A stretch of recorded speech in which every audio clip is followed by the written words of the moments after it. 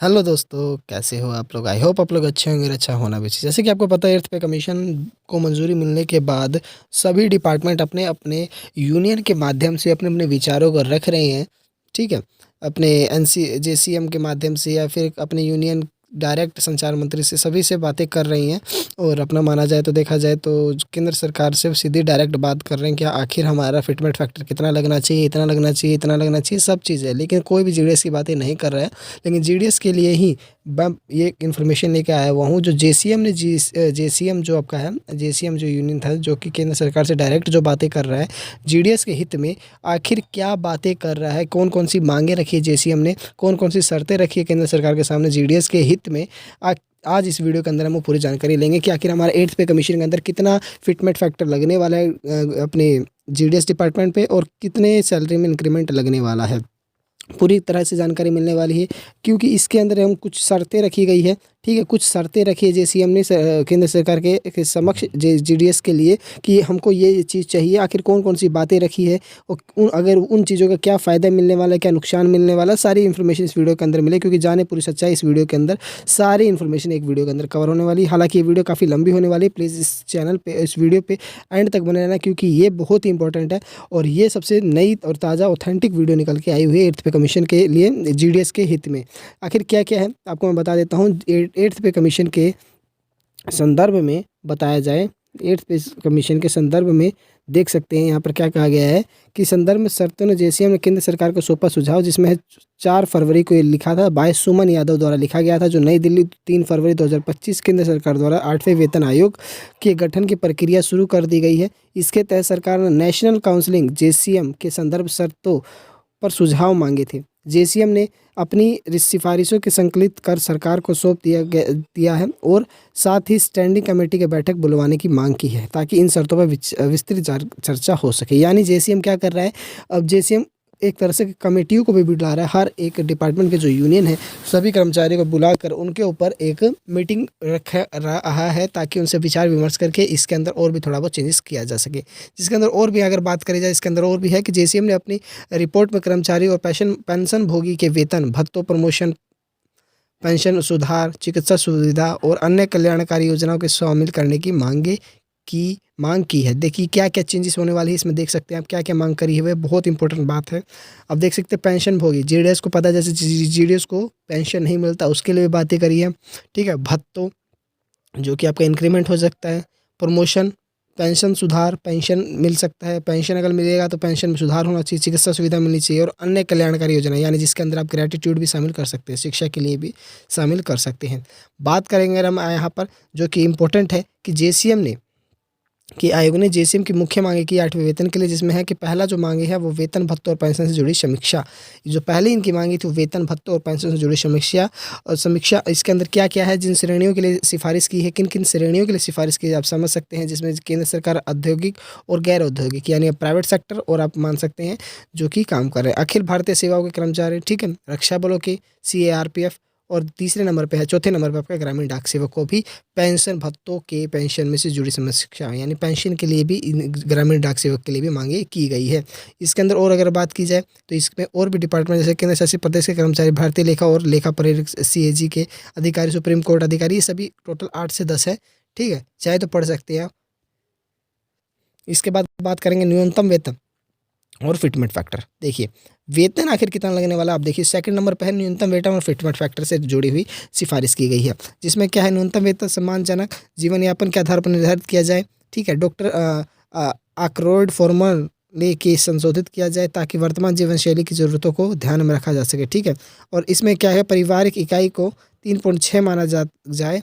और जैसे कि 2019 में श्रम मंत्रालय ने विशेषज्ञ समिति ने सिफारिश की थी, फिटमेंट फैक्टर 2.85 से 3 के बीच में रखा जाए, जिससे सैलरी को 30 से 40% की बढ़ोतरी हो। यानी देख सकते हैं कितने फिटमेंट फैक्टर की मांगी की गई, यहाँ पर 2.85 से लेकर 3 तक मांगी गई है फिटमेंट फैक्टर कि आखिर इतने के बीच में हमारी सैलरी होनी चाहिए। देन अगर हम बात करें उसके आगे जो मांग की गई, जो तीसरी मांग थी, आप देख सकते हैं एमएससीपी जो स्कीम के संशोधित होना चाहिए, जो कि आपका हो सकता है जेसीएम की मांगी है, जिसमें एमएससी को न्यूनतम 5 प्रमोशन की गारंटी दी जाए। लेवल 1 को लेवल 2, लेवल 3 को लेवल 4 और लेवल 5 को लेवल 6 के साथ मर्ज किया जाए, यानी लेवल 1 और लेवल 2 की सैलरी को एक साथ कर दिया जाए। जो भी सुविधा मिल रही है 1 और 2 को मिल रही है वो 1 को भी मिले, और जो 1 को मिल रही है वो 2 को भी मिले, यानी ये सभी मर्ज करने की बात करी हुई है। इसमें प्रमोशन पदानुनियुक्ति, प्रमोशन हायरेसी को स्पष्ट किया जाए, यानी प्रमोशन को भी पर काम किया जाए। महंगाई भत्ता जो कि आपकी डीए जो होती है, डेडलाइन अनाउंस होता है, और अतरिम राहत जिस तरह इंटरिम रिलीफ होता है, उसके लिए भी जेसीएम ने की सिफारिशें की गई है। इसमें है डीए और डीआर को मूल वेतन में मर्ज किया जाए, यानी जो डीए चल रहा है वो मूल वेतन में मर्ज कर दिया जाए, जिस जो कि माना जाए अगर एट्थ पे कमीशन जैसे ही लग रहा है उसका फिटमेंट फैक्टर के साथ, जो कि आपका डीए इस टाइम चल रहा है आई थिंक 53 चल रहा है, 53% चल रहा है। अगर वो लगते जब आपकी मांगे होते होते 60 के लगभग पहुंच जाएगा, तो 60%, यानी आप मान सकते हैं कि जो आपकी सैलरी बेसिक रहेगी उसमें 60% को और मर्ज कर दिया जाए, प्लस में फिटमेंट फैक्टर को मर्ज कर दिया जाए, तब जो सैलरी आएगा उसको मूल वेतन माना जाए। यानी इस हिसाब से कह रहे हैं कि डी और डीआर को भी मर्ज कर दिया जाए, जैसे कि लेवल 2 और 1 को मर्ज किया जा रहा है। कर्मचारी और पेंशन भोगी के लिए अतरिम राहत की तुरंत लागू की जाए। डी और डीआर की गणना के मौजूदा फॉर्मूले के संशोधित किया जाए, जो कि उनके मौजूदा फॉर्मूले उसके संशोधन किया जाए। ठीक है, इसके अंदर 5वें नंबर पर जो है पेंशन सुधार और ओपीएस, ठीक है, की बहाली जेसीएम की मांग है। सीसी की पेंशन रूल 1972 अब 2021 को बहाल कर दिया जाए। 1 जनवरी 2004 के बाद भर्ती हुए सभी कर्मचारियों को पुरानी पेंशन योजना ओपीएस के लाभ दिया जाए। इसके अंदर आप मान लीजिए जो भी मैं मांगे कर रहा हूँ इसके अंदर जीडीएस भी शामिल है भाई सभी, यानी ये ऐसा मत समझना कि क्या क्या बोल रहे, सभी जीडीएस के लिए भी मांगी की गई है। ठीक है, याद रखना इस चीज़ का, जिसके अंदर क्या है 1 जनवरी 2004 के बाद सभी जो भी पुराने कर्मचारी हैं उनको पुरानी पेंशन योजना ओपीएस की लाभ दिया जाए। ठीक है, 12 साल बाद, ठीक है, जैसे कि आपको पता 12 साल बाद जो पेंशन परिवर्तित हिस्सा पुनः बहाल कर दिया जाए। हर 5 साल में पेंशन वृद्धि की संसदीय समिति की सिफारिश लागू की जाए।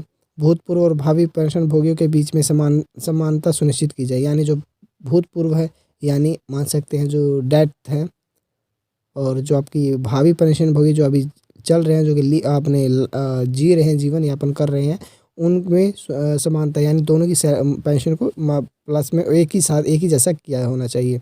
ठीक है, जो छठी मांग की गई है इसके अंदर की गई है CGHS के में सुधार और कैशलेस चिकित्सा सुविधा, यानी फ्री चिकित्सा, यानी आप मान सकते हैं जीडीएस के लिए है कि फ्री मेडिकल सुविधा मिलनी चाहिए, जिसमें सभी कर्मचारी पेंशन भोगी को कैशलेस मेडिकल सुविधा देनी चाहिए। फिक्स मेडिकल अलाउंस को बढ़ाया जाए।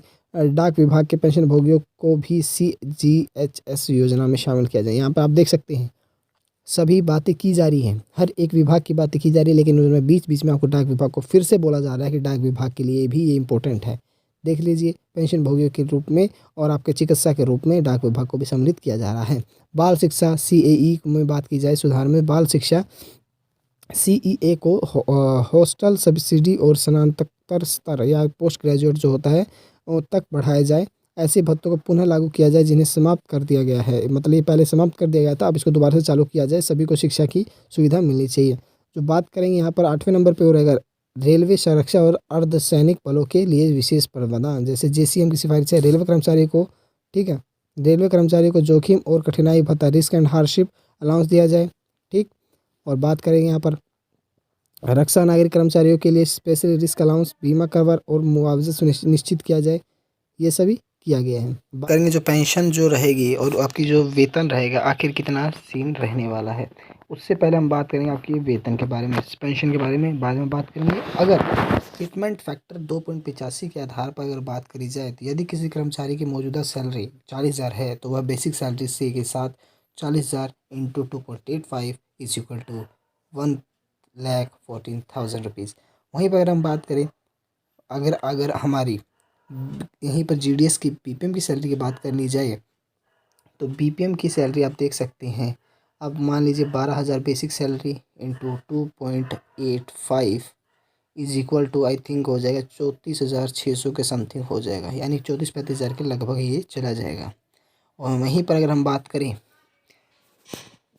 HRNS जो आपका रहेगा 24% आपका रहेगी, जो 27,000 ये हो जाएगी, और कुल सैलरी आपकी हो जाएगी 1,41,360 रुपये प्रति माह, ये आपकी सैलरी हो जाएगी। वहीं पर अगर हम बात करें कि अगर आपकी पेंशन में वृद्धि हो रही है अगर किसी पेंशनभोगी की मौजूदा पेंशन 20,000 है तो नई पेंशन उसकी हो जाएगी 20,000 इंटू 2.85 इज इक्वल टू 57,000 प्रति माह उसकी पेंशन हो जाएगी। यानी पेंशन के बीच में भी बढ़ोतरी करने की मांग करी गई थी। जैसे कि अगर आपको पूरा यहाँ पर पढ़ा दिया गया, बता दिया गया, समझा दिया गया, पूरी जानकारी दे दी गई है। निष्कर्ष क्या निकल रहा है? अगर 8वें वेतन आयोग के संदर्भ शर्तों में कर्मचारी और पेंशनभोगियों के लिए बड़े बदलावों की मांग की गई है। बिल्कुल आपके सामने सारा डाटा आपके सामने लेके आ चुका हूँ, जो भी इन्होंने मांग करी थी, जो छठे नंबर पे था, 7 नंबर पे, यानी टोटल 8 मांगे इन्होंने अपने समक्ष रखी थी। ठीक है, और ये 8 मांग बिल्कुल सही है, सटीक है और ये होनी भी चाहिए। अगर ये सभी मांगे पूरी हो जाती है, अगर ये सभी मांगे हो जाती है तो ये मान लीजिए कि जीडीएस जो कि आपका जो डिपार्टमेंट है ये एक नई चरम सीमा पर देखने को मिलने वाला है। और इसमें भी बहुत ज़्यादा लोग अभ्यर्थी अभी आने की और कोशिश करेंगे, क्योंकि ये बहुत ही लाभदायक हो जाएगा। क्योंकि 4 घंटे की ड्यूटी के साथ इतनी बढ़िया स्कीम और इतनी बढ़िया सुविधाएं अगर मिल जाए जीडीएस को, तो क्या ही कहें इस नौकरी को। यानी एक तरह से नंबर 1 नौकरी हो जाएगी। ठीक है, तो मिलते हैं नई वीडियो में नई इन्फॉर्मेशन के साथ। जब तक बाय, हो सके तो चैनल को सब्सक्राइब कर देना अगर आप नए हो तो। अगर वीडियो अच्छी लगी हो तो प्लीज़ लाइक शेयर जरूर करना। जब तक bye, thanks for watching, have a great day, best of luck.